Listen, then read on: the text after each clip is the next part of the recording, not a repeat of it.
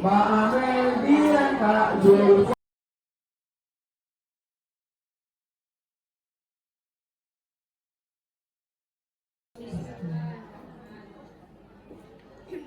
Selanjutnya, sambutan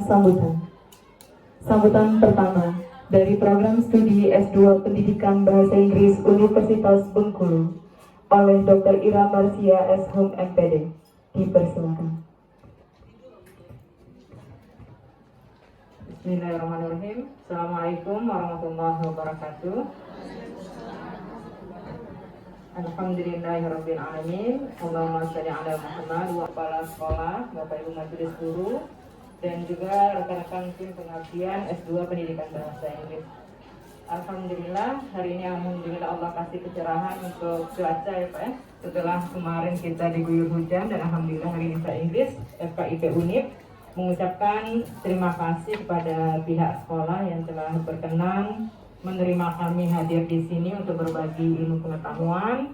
Terima kasih kepada Bapak Kepala Sekolah, Bapak Ibu Wakil Kepala Sekolah, dan juga Ibu Nova yang telah menghubungkan. Alhamdulillah kita panjatkan puji syukur kehadirat Allah Subhanahu wa taala bahwasanya pada pagi hari yang cerah ini kita bersama-sama berkumpul di ruang Waman yurihu fala hadiya. Asyhadu an la ilaha illallah wa asyhadu anna Muhammadan abduhu wa rasuluh. Ya Allah yang Maha Pengasih dan Maha Penyayang, kami hadir di hadapan-Mu pada kesempatan yang berbahagia ini di SMA Negeri 5 Kota Bengkulu dalam pelatihan media pembelajaran berbasis Canva. Terima kasih atas anugerah dan hidup serta kesempatan untuk terus belajar dan berkembang. Kami memohon ampunan dan ridho-Mu atas segala dosa dan kesalahan yang telah kami perbuat. Bimbinglah kami dalam setiap langkah kami dalam mencari ilmu dan meningkatkan kompetensi sebagai pendidik. Jadikanlah kami sebagai pemberi manfaat bagi para siswa kami. Ya Allah. Maka dari itu, untuk acara inti ini akan dipandu langsung oleh Dr. Ira Marsia S.Hum MPD. Kepada Dr. Ira Marsia S.Hum MPD, dipersilakan.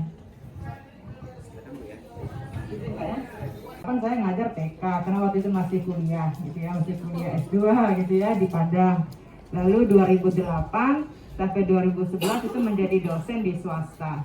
Ya, 2008 sampai 2008 ini kita menjadikan media pembelajaran itu adalah sebagai alat gitu ya, alat yang bisa kita gunakan untuk menyampaikan pesan pembelajaran itu sendiri. Jadi misalnya nanti kita guru bidang studi matematika gitu ya, lalu misalnya bahasa Indonesia, geografi ya, bahasa Inggris dan lain sebagainya. Bagaimana kita bisa menyampaikan pesan yang ada yang kita tuangkan di dalam materi pembelajaran seperti itu. Jadi nanti bagaimana pesan ini tersampaikan, karena memang alpha, generasi beta ya seperti itu, atau misalnya generasi X, Y, Z dan lain sebagainya. Nah ini tergantung dari istilah yang digunakan oleh para pakar. Nah untuk masalah generasi ini tadi kita harus menyesuaikan kira-kira peserta didik kita pada hari ini berada pada generasi yang mana. Ya seperti tadi yang sudah disampaikan sama Bapak dari perwakilan sekolah, bahwa sekarang itu kan kita sudah mendekati dengan era yang namanya kurikulum misalnya yang di luar negeri. Kalau di kurikulum di luar negeri itu kan memang mereka itu sudah ada bidang khusus masing-masing. Kalau misalnya mereka fokusnya pada gimnastik, mereka akan fokusnya ke sana saja, tidak ada materi-materi yang lain seperti itu. Nah itu kan tergantung dari kebijakan negara masing-masing seperti itu ya. Jadi ketika saya belajar tentang perbandingan pendidikan antar negara, jadi di beberapa negara seperti itu. Nah, di pola kita berarti kita sebagai guru yang harus bisa mengelola kelas itu seperti itu ya. Jadi nanti bagaimana pembelajaran kita menjadi lebih menarik. Lalu yang berikutnya, nah di sini fungsinya apa? Ya, jadi yang untuk media pembelajaran itu sendiri ya, pertama itu fungsinya adalah ya sebagai sumber belajar.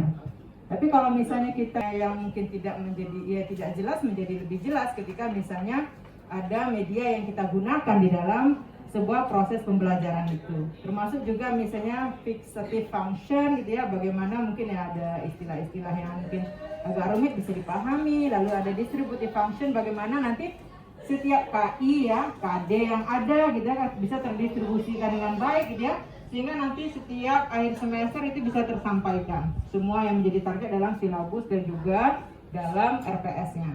Lalu ada namanya psychological function. Ya, psychological function itu adalah bagaimana siswa itu menjadi nyaman di kelas kita. Ya, bagaimana siswa itu menjadi nyaman gitu ya. Apa yang kita sampaikan itu terngiang-ngiang dalam pikiran mereka, gitu ya. Atau misalnya yang seperti ini ya, LCD ini, ada juga audio media, radio, ya macam-macam yang kita gunakan. Nah, sekarang itu salah satunya adalah Canva. Ya, mengapa kita menggunakan Canva? Sebenarnya banyak sekali aplikasi pembelajaran yang bisa Bapak Ibu gunakan gitu ya. Tapi kalau misalnya Canva ini ya, setelah ini berdasarkan saya baca beberapa referensi, ini kan juga baru Canva ini. Jadi kalau misalnya dalam Canva ini kita bisa mendesain video. Ya, bisa mendesain video, ya, flyer gitu ya. Lalu misalnya kita mau mendesain tahapannya. Tapi kalau misalnya Canva itu insya Allah lebih mudah ya, lebih gampang. Ya, nanti untuk prakteknya akan dipandu oleh Siraj ya. Lalu bagaimana cara kita menggunakan Canva itu sendiri ya? Yang pertama kita harus create akun. Ya, jadi kalau misalnya Bapak Ibu belum punya akun, nanti dibantu sama Siraj bagaimana cara membuatnya. Jadi kalau misalnya saya dulu juga tidak paham Canva ini gitu ya, tapi saya juga belajar ya, termasuk belajar dari Siraj juga bagaimana cara membuat Canva. Lalu nanti choose template-nya, tergantung kita mau buat apa ya, seperti itu. Mau buat video, sertifikat dan lain sebagainya. Lalu yang berikutnya baru kita mulai merancang. Nah, ini nanti Bapak dan Ibu ya masuk ke sini ya, itu sudah ada di modulnya, kami beri, bisa diinstal di HP kita, juga bisa diinstal di laptop kita seperti itu. Dan dia disediakan berbayar dan tidak berbayar. Ya, kalau saya masih menggunakan yang tidak berbayar, tapi kalau mungkin yang Siraj di Kodmar itu sudah menggunakan berbayar ya Siraj ya. Nah, jadi kalau misalnya nanti Bapak Ibu mau menggunakan yang berbayar gitu ya, itu boleh-boleh saja ya, karena memang fiturnya akan lebih banyak lagi seperti itu ya. Nah, tapi ini sudah beberapa kali saya gunakan dalam kegiatan saya, misalnya membuat video pengabdian pada masyarakat, tahapannya. Tapi kalau misalnya Canva itu insya Allah lebih mudah ya, lebih gampang. Ya, nanti untuk prakteknya akan dipandu oleh Siraj ya. Lalu bagaimana cara kita menggunakan Canva itu sendiri ya? Yang pertama kita harus create akun. Ya, jadi kalau misalnya Bapak Ibu belum punya akun, nanti dibantu sama Siraj bagaimana cara membuatnya. Jadi kalau misalnya saya dulu juga tidak paham Canva ini gitu ya, tapi saya juga belajar ya, termasuk belajar dari Siraj juga bagaimana cara membuat Canva. Lalu nanti choose template-nya, tergantung kita mau buat apa ya, seperti itu. Mau buat video, sertifikat dan lain sebagainya. Lalu yang berikutnya baru kita mulai merancang. Nah, ini nanti Bapak dan Ibu ya masuk ke sini ya, itu sudah ada di modulnya, kami beri pengantar dari saya Bapak dan Ibu tentang pelatihan kita pada pagi hari ini ya. Mudah-mudahan ini bisa menjadi sharing kita bersama ya, terkait dengan bagaimana membuat pembelajaran di kelas kita itu menjadi lebih menarik lagi. Oke, selanjutnya silakan kalau Bapak Ibu mungkin ada yang rasanya kurang pas yang saya sampaikan, silakan Bapak dan Ibu ya. Klik di bagian mana yang mau kita rubah, kemudian teksnya bisa dirubah nanti. Begitu. Gak apa-apa. Kita lanjut ke slide 2 nya. Di judulnya kan teks diskusi. Nah, yuk untuk jelaskan itu. Nah, selain itu, iya benar. Kemudian di sini juga ada fitur elemen. Nah, di fitur elemen ini Bapak Ibu bisa nambahkan elemen-elemen seperti kotak, kemudian ya kotak dengan lengkungan itu, kemudian stiker ataupun grafis-grafis lain yang banyak pilihannya, biar mendukung untuk kebutuhan di dalam PPT-nya ataupun videonya. Misal butuh karakter gitu kan, bisa diklik karakternya, kemudian karakternya bakal masuk ke PPT-nya. Nah, tinggal diposisikan di mana, disesuaikan gitu. Jadi bisa di custom. Atau mau dipindahkan ke pilih salah satu yang bisa custom. Nggak harus ini, nggak harus ini. Yang lain juga nggak apa-apa. Ya. Contohnya aja. Nah, misalnya Ibu juga mau yang ini, tinggal klik modul sama, tampilannya bakal sama. Ya.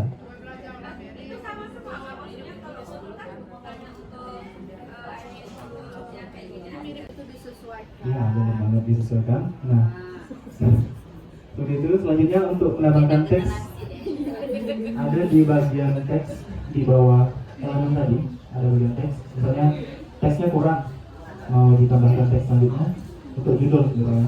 Ini ada tambahkan judul, bisa diklik. Nah, judulnya bakal masuk, kemudian disesuaikan tadi seperti yang bilang, bisa di custom mau posisinya di mana, ukurannya berapa, itu bisa diubah. Aksesnya sudah sampai jauh.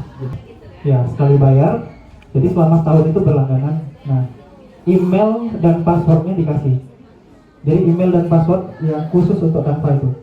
Jadi nggak ganggu email bapak ibu yang pribadi misalnya kan, nggak connect ke sana. Yang lain ada Klik 2 kali udah ketemu? dah. Nah, Baru di blok dulu. iya, ini kan bagian kategori. Ada kan? Di blok. Ibu hapus, ibu ketik. Bentar, kita tunggu nggak? Misalnya judul pembelajarannya di sini. Iya. Masuk. Misalnya sel. Coba dulu katanya langsung muncul katanya. Filternya loh. Bukan di bagian semua filter ini.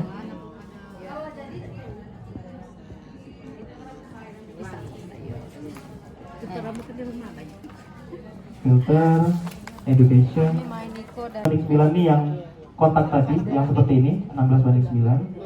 Nah, itu yang kita butuhkan ketika dicetak. Kemudian klik terapkan. Udah bisa Pak Ibu?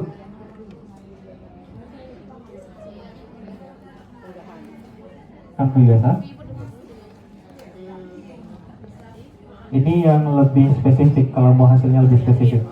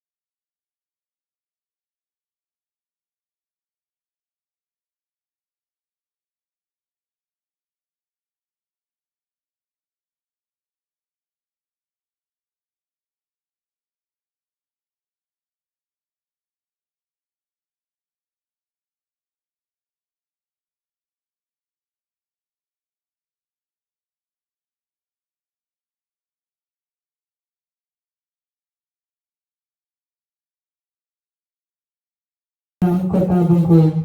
Marilah kita tutup acara pagi ini dengan sama-sama mengucapkan lafaz hamdal.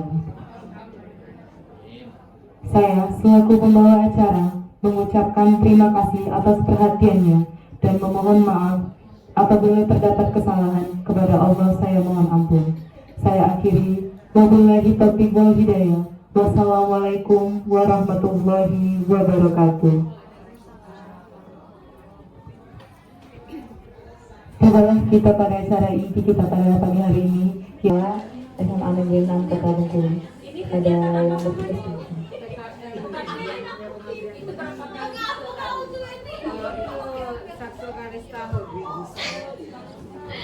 Masuk kamera kok kalau. Iya, direkam kan? Iya.